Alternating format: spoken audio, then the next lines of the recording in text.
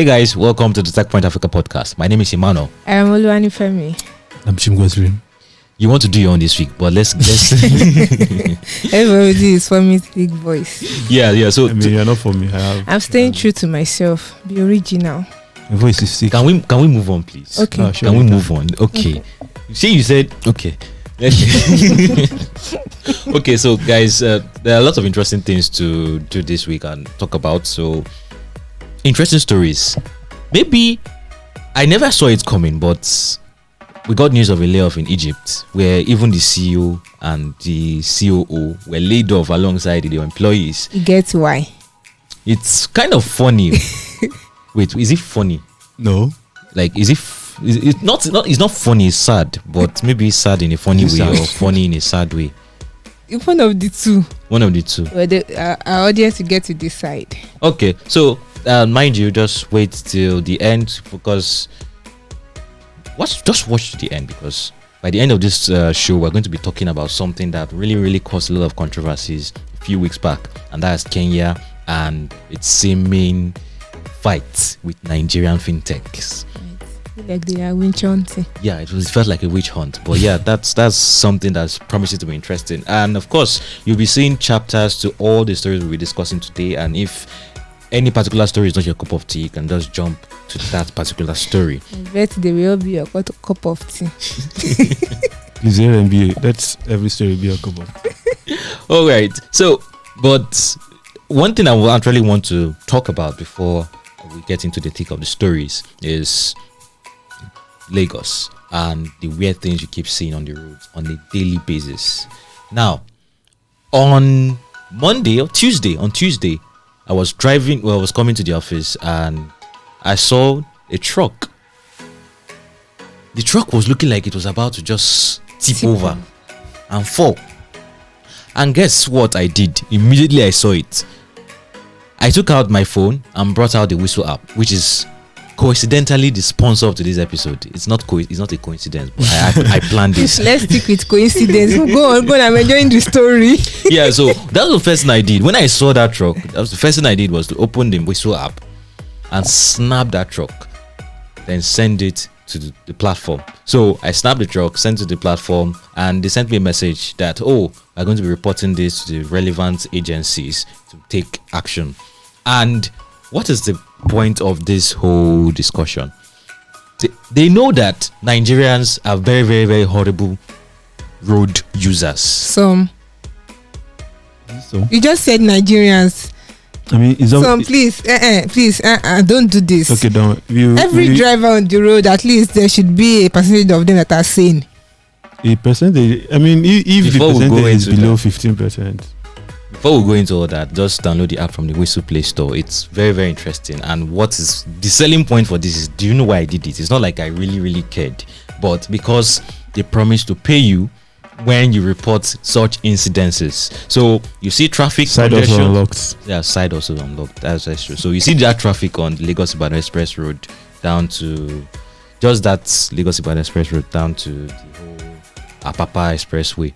That traffic you are seeing, just report the congestion. Get other people to also report, and it will tell Whistle to deploy relevant agencies to that place as soon as possible. So yeah, download that app on Google Play Store, Apple Play Store. No, it's not on Apple. It's not on the Apple stores. I'm sorry. Yes, not on the Apple App Store. Good. So back to the whole conversation. Yes, Nigerians are horrible road users. You can't say Nigerians. Nigerians are horrible road users. Excuse me, guys. You can't say Nigerians. So you can just say some drivers. Was really crazy. And at some point, there was like this demarcation. Cars on this side, cars on this other side, and there was some space in the middle. And I just sat down, silently waiting for someone that would just break that kidney apart.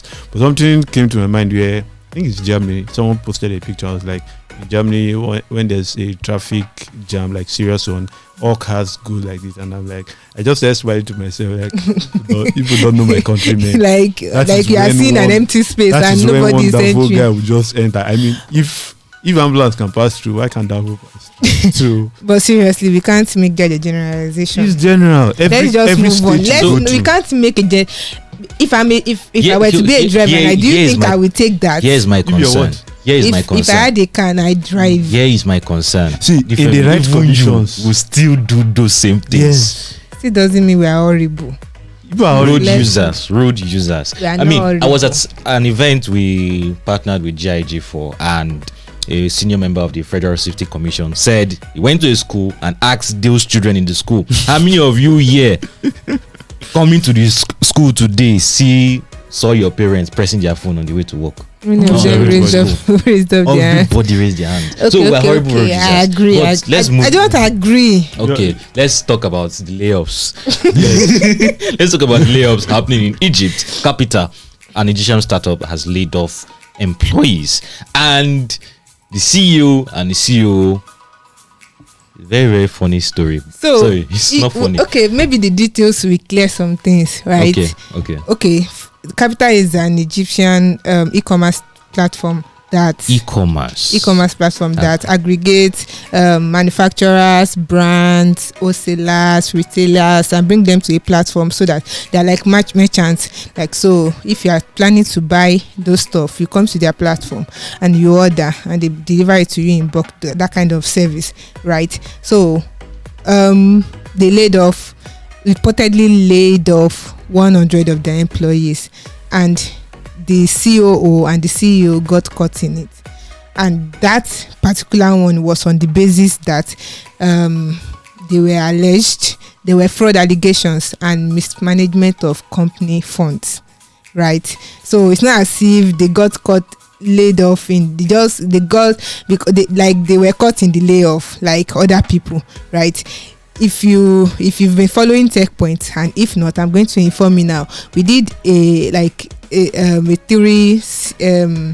mini series of about layoffs last week, right? And we talked about companies that are laying off, the reason why they are laying off after they've raised, because in Capiter's case, the whole of last year they were able to raise $33 million in VC fund, right, just last year.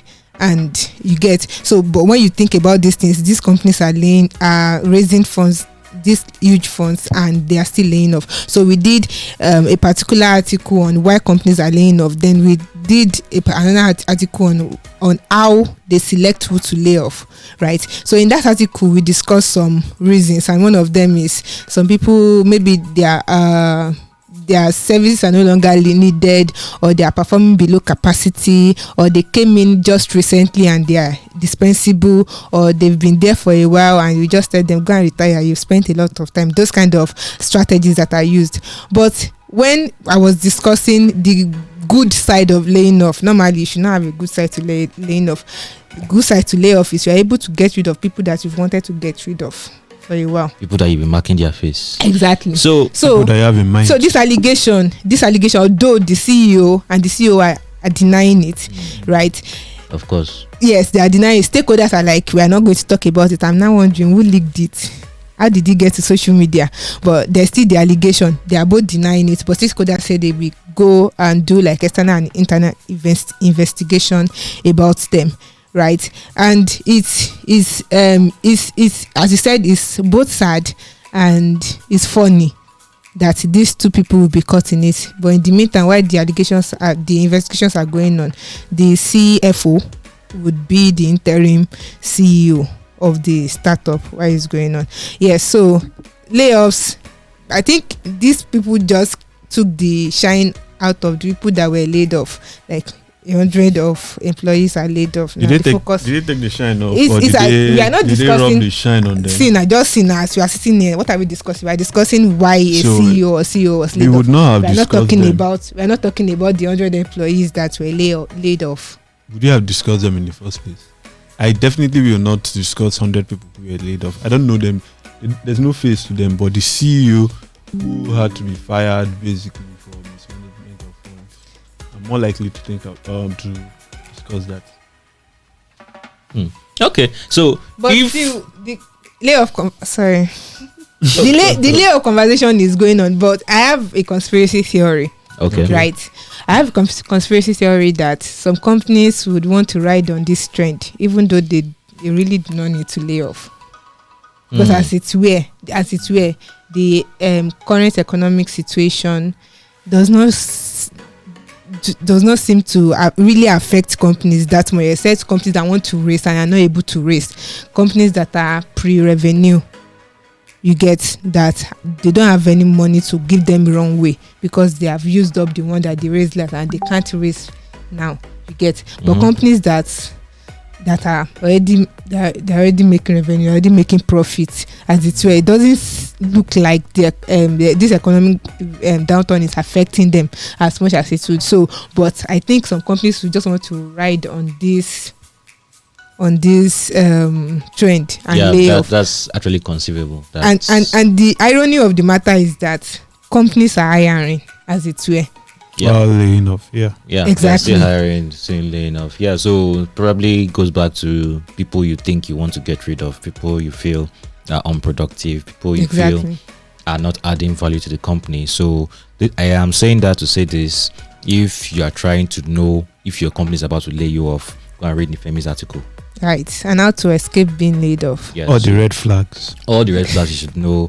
Is your company about to lay you off? Here is how you know it. It's just there in the article. So just look out for those mini series on Techpoint Africa, and of course, it gives me a lot of food for thought. So we're talking about companies raising money, and here we are talking about companies laying off. But over the past few weeks or past few months, companies have been raising a lot of money. Startups. Have they been raising a lot of money? Okay, how much have they raised so far? So far, just 98 million. This year? Yeah, no, not this year. Just this month, 98 million. But this year, did you just say just 98 million? Yeah, just in Africa. Yes. So when I say just, we're in the middle of the month already, aren't we? Yeah, we're in the middle of the month. Yeah, I'm contrasting it with what they did at this September last year. Oh, September last year, 800 plus million. 800 million last year. Yeah, just in September. No, that has to be one huge outlier. Of course, what usually happens is one or two major deals that would probably make up half. So I'm guessing OPay or when did it? I can't remember when. It has to be a very big deal for it to be. So it's either the OPay deal or I can't remember the specific deal, but it just has to be one of those really huge deals that would make up for that. But even at that, let's say those one or two of those huge deals wipes off 400 million from what was raised, or maybe 500 million. That's very conceivable.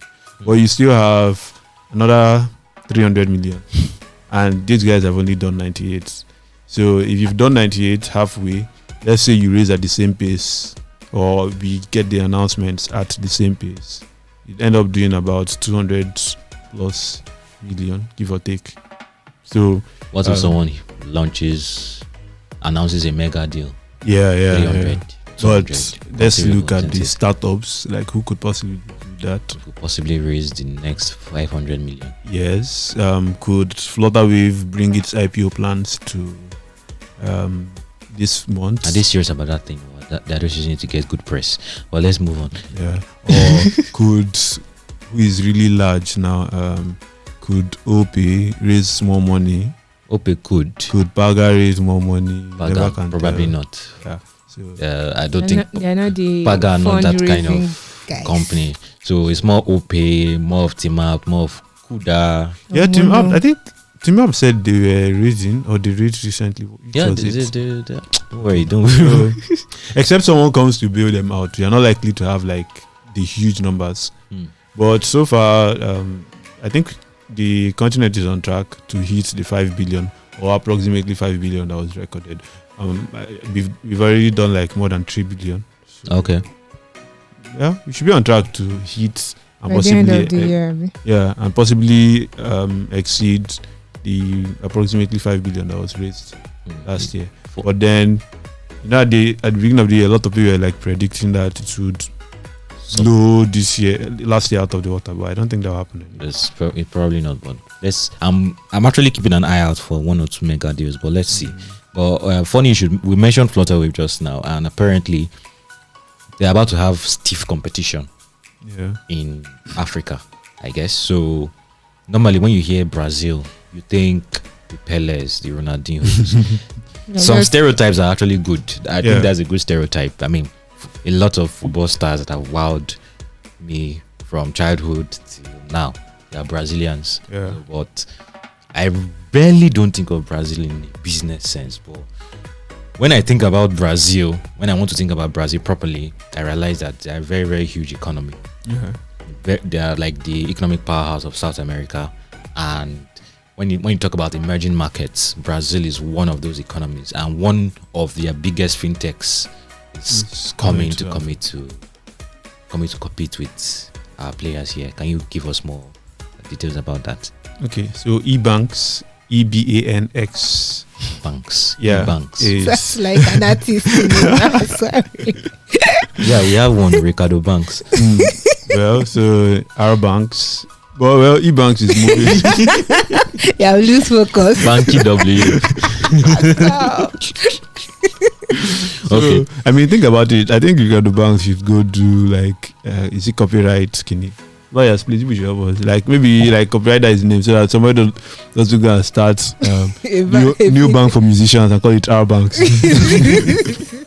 You never can tell someone will dream one night. But yeah, EBANX is launching in Africa, and they are starting with 3 major markets: the obvious, Kenya, Nigeria, South Africa. Okay. And they're a payment processing company, one of the largest in South America. And it's actually a unicorn, so it's not just anybody expanding into Africa. So this is a very huge company. They just raised over 400 million last year, and they've already exceeded the $1 billion valuation by far. So they are basically coming to compete with whoever is playing in these 3 countries. And someone was saying that for the first year at least, except you just want to be maybe, let's say, very, very bold, you may not really compete directly. It's going to be gradual. So you're going to be learning how the market is. And one of the things that the CEO was mentioning, he was trying to draw parallels between, how I pronounce that right? I'm Igbo. So he was drawing parallels with Brazil and Nigeria. Okay. So Nubank is like one of the largest fintechs in the world.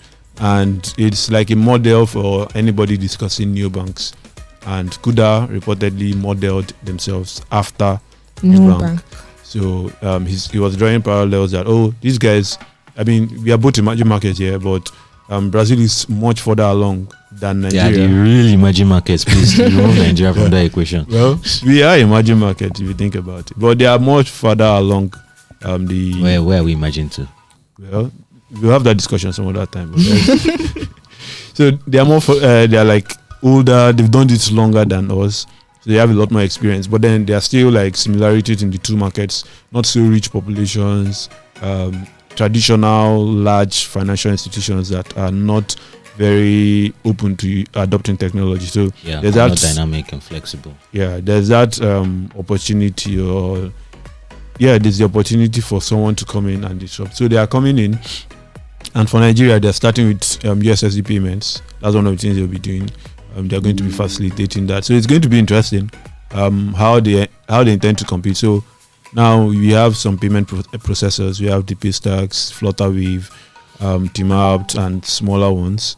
And you have these guys that, like, it's not just a $10 million startup that is coming. This is, they have a huge war chest. Been founded since 2012. Yeah, and you know what's funny?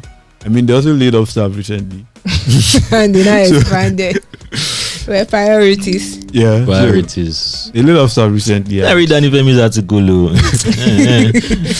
Maybe they don't use that sacrificial lamb. But yeah, they're expanding. They have experience. And I also believe that if they're going to be making that move, this is not like you trying to diversify investments.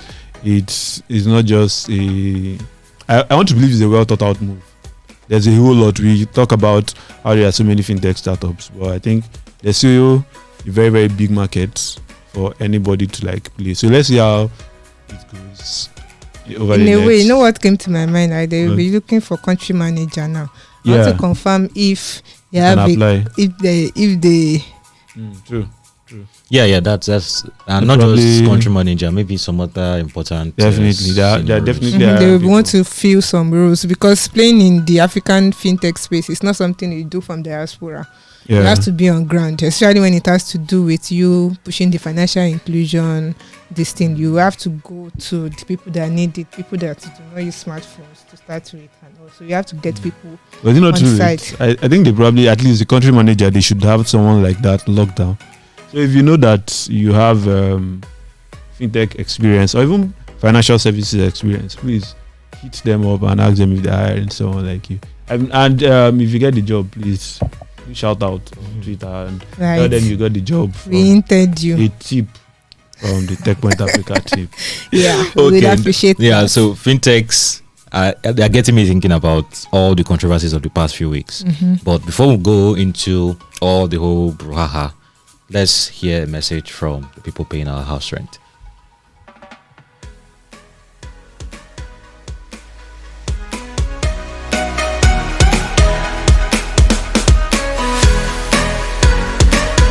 Hi, I'm Abisola Adenoga, the head of business at Techpoint Africa.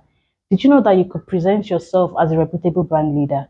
Did you know that your business can get the limelight it deserves?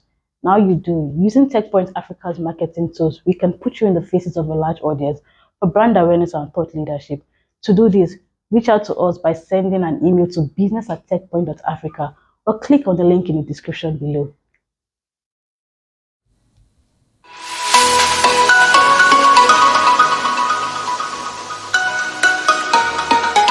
Hey guys, welcome back to the Techpoint Africa Podcast, and of course, we're talking about Kenya and their battle with fintechs, and all of a sudden, they are switching off the lights one by one. What's going on? Okay, I'm trying to understand the switching of the lights. So you let's say like there are lights in the studio that you want to use to attack something, you start switching them off. Wow, because you be able to attack better in the dark. No, they're just switching off the lights. That is switching off the lights. You get a the what's it called? That Google you used to see in the dark, so you know how to attack. Are you writing a script? No, that's the way it is. No, you don't need the Google. You are just saying you are switching off the light to go and sleep. Like, okay. Just let everything rest. Everybody should go and rest. So, yeah, let's hear what's going on. Okay, so Kenya's Assets Recovery Agency has dropped a money laundering charge against three companies with Nigerian links. So Avalon Offshore Logistics Limited, OIT Africa Limited, and Remex Capital Limited. So a few months ago, I think April or so, the ARA had they asked the court to place an injunction to freeze money in these companies' accounts. So they froze the money. The companies couldn't use it, and the allegations were that these guys received a lot of money between November, I think, and December last year, and because of that they received the money, moved it out quickly within a short period of time. So there were suspicions that these were like proceeds of money laundering and the accounts were frozen. So the last week the accounts were unfrozen and all charges were dropped. So I guess it's good news to start with. For the companies it's good news, but you're smiling already, so let's take it. No. So why I'm saying that the lights are switching off one by one, because I feel all the lights are in one building. When I was doing research for that story, I realized that nearly all the companies were related in one way or the other. There was something tying all these companies together, and that's why the ARA raised alarm. So all the companies that they froze their accounts, even when the connection was not obvious. Yeah. By looking at the names of the people behind the companies, I knew that there were connections. So everything was in one building. So I first feel like this was the start. But what were the reasons that the ARA gave, and what were the conspiracy theories around that time? The conspiracy theory around that time was it was election period. They didn't want money to be moving up and down. And I was talking with CEO yesterday, and he mentioned the fact that if you're a fintech company and you hold the phone they used to receive alerts, you see the way money moves in and out, like at ridiculous rates. It could be 100k in 1 minute, it could be 30 million in the next minute, it could drop down to 3 million another minute. Now think about it, and that might just be a payment startup running B2C payments. Now think about it in terms of a company running B2B. Now think about it in terms of a company running B2B cross-border.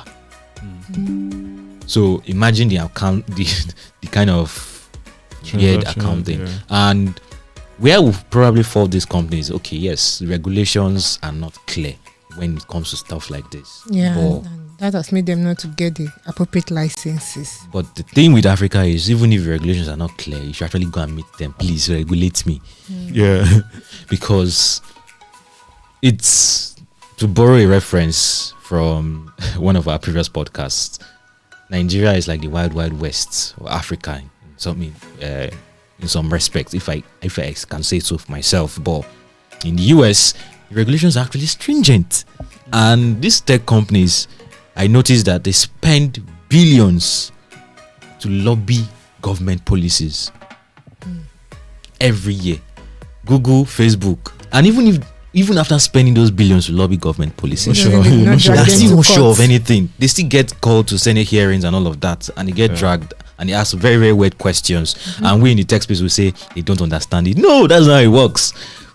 So, anyway, maybe I'm taking it too far. Maybe it's just election, and election has finished and they decide to open everything up back. Abi, what do you guys think? So the thing is, I don't know what my sentiment is, but I feel the allegations came in as if they were very true. They didn't come the way the allegations were presented then, when it was still hot. It didn't come as allegations. It was as if they were sure that these companies were really into money laundering or fraudulent practices. That's just your pattern. Once they suspect something, they raise alarm. They freeze the account first. Just cheap. Until we are sure that nothing illegal is happening. So they now did their investigation. Now they are free to. I mean, so imagine I suspect that you're a murderer now. I'm not going to be like, oh, okay, I'll now start watching you. First of all, go and pick you, keep you somewhere first. So before we do, you might investigate, because I do not have rights. Well, so in countries where you have rights, they will advise you not to leave the state. Well, in Nigeria, yeah, you have rights, but you still don't have your rights. Your rights are non-existent. And you could leave our country through Cameroon or through the Cameroonian border. So I just it's good to hear this, that there are really no fraudulent activities going on with this bank, as they said. Not confirmed yet. No, there are still plenty. Like the companies. Yeah. Yes. Of course, they will do their investigation, and they've been able to get the attention of these startups for them to do the needful when they are operating in these places. But then we still can't rule out the fact that sometimes regulators just don't understand yet what's going on. They in the don't, fintech space. but that's still an excuse. But they should try to understand. I mean, Ogheneruemu mentioned something in one of our Twitter spaces. Ogheneruemu is the CEO of One Pipe. He mentioned something. He said, how can I think about, I'm paraphrasing here, I'm thinking about marketing. I'm thinking of product market fit. I'm thinking of customer onboarding. I still have to be thinking about all of that issues. So let me play devil's advocate. All the infrastructure that you are supposed to provide for me, you are not providing it. Exactly. Let me play devil's advocate for the regulator. Okay. You have people moving huge amounts of money, and you have a responsibility to your citizens to ensure that their money is not mismanaged, which is a huge responsibility. Of course, money is. You've seen complaining. Don't worry. Let's go. So complaining. The fact that you can use Flutterwave and Paystack conveniently today, and even do you bother to think about the process involved in all the settlements? No, you don't. But you also don't bother to think about what could happen if your money goes missing. It's only when it happens to you that you begin to think, okay, maybe I should go and meet my bank. Now, of course, your bank has a responsibility to you to ensure that your money is safe. But sometimes, imagine they were not regulated. That means the money could go missing, and there's no higher authority that comes to them and say, oh, look, I mean, we've talked about this thing before, where a bank you're having issues with your bank. The moment you copy CBN, it's as if it's a signal to just respect yourself and get these guys' money back. They know that there's somebody here that can basically hold them accountable and also make sure that they don't just mess up. So regulators are important, and it's not like no one said they are not important. Yeah, but like you're saying that startup founders, of course, they have a lot on their plate. But regulators, they have to answer to the government. Now, let's forget that things may not really function well. But if things went bad, when people start with, let's look at loans, for example. There are loan sharks that are preying on the fact that Nigerians are poor. The first thing people would say is, who is regulating these guys? They don't come to ask the loan sharks, how did you get these people as customers? First thing is, who is regulating you guys? Because it's assumed that there should be someone whose main job is protecting investors, protecting users, or the citizens in this case, and also ensuring that money is not used for illicit purposes. So we've talked about how money laundering is a huge problem, and we know that we are getting closer to election periods in Nigeria as well. We have terror problems all over the country. If there was nobody to ensure that you're not using, of course, this could also go through these channels and nothing happens. But imagine there was nobody to regulate who is using the money for money laundering, who is using it to fund terror activities, who is using it to fund maybe political subversion in one part of the country. I mean, think about what could go wrong if there was no regulator. And what you just talked about is motive. Is motive? Yes, is the motive. Okay, the reason why we have regulators is so that citizens can be protected, investors can be protected. That's the motive. It's the way they are going about it. When you don't even understand the processes that these people go with. So I understand what's your first response when you see something you don't understand? You attack it, Abi. It's just the natural human tendency to either push back at it, or if you're let's say very self-aware, you sit back and try to understand it. But sometimes this one are not self-aware, Abi. Yeah, maybe let's not say they are not self-aware, but the majority of people are not self-aware actually. Yeah, and don't also forget that sometimes it's about the other person. Yeah, startups a lot of the time they don't really care about regulators. So why should regulators care about it? So, okay. Yeah. This is an important conversation, and you should actually join and continue it at the FinTech Summit 2022.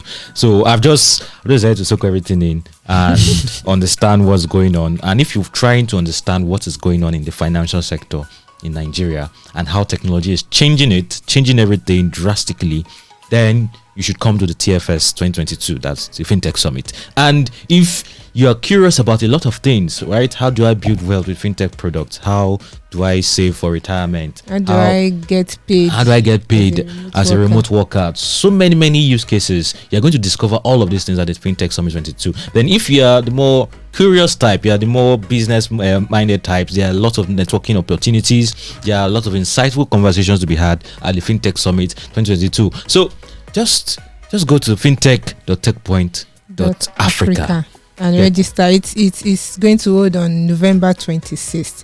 November 26th is just a little above 1 month. So just go to the website and register. And one interesting conversation I'm looking forward to is the discussion about if there are too many fintechs in Africa. I can't wait for that conversation. We are going to talk about it at the FinTech Summit. We have to trash that out because some people are saying, oh, there are too many fintechs in Nigeria, in Africa. They are not enough, or they should be specialized on. Everybody should not just be doing how to move 50,000 naira across the bank accounts. So that conversation, I'm looking forward to it. So go to fintech.techpoint.africa and get your early bird ticket. Get your early bird ticket now, because hold your ear when I say, I don't want it to be disrespectful, but seriously, get your early bird ticket now, because by the time the late bird ticket or the ticket close, don't come to my DM. Okay, you can come to my DM, but I will still not answer. But come to my. I mean, I will not be able to help you then. Okay, we understand now. All right. So on that note, we're going to be leaving here at this point. Of course, if you're watching us on YouTube, Instagram, TikTok, or anywhere else you're watching this, please just share, like, subscribe, drop a comment. Of course, we've been seeing all your comments and we're responding with our own personal accounts. And yes, we promised last week that if we see just one comment, 2 comment, 3 comment, but just one for Zipline or Jumia, we're going to make it happen. And we're already on that currently. Don't worry, we're going to surprise you with that episode. And we're going to be working on something special for Independence Day. I'm setting up the entire editorial team right now. for this. And of course, I just rolled my eyes. we're working on something special because it has to be special, you know. I will tweet this when your managing editor sets you up. Yes. Ow. Let's set him up. We'll What do you plan want to it. set up? We'll plan it. Okay. I'm waiting for you. In the meantime, you can find me on Google Podcasts, Apple Podcasts, Spotify, Stitcher, Hi-Hat Radio, or anywhere else you get your podcasts. Don't worry. You might see Bolu some other time. Hopefully. Bye. Bye.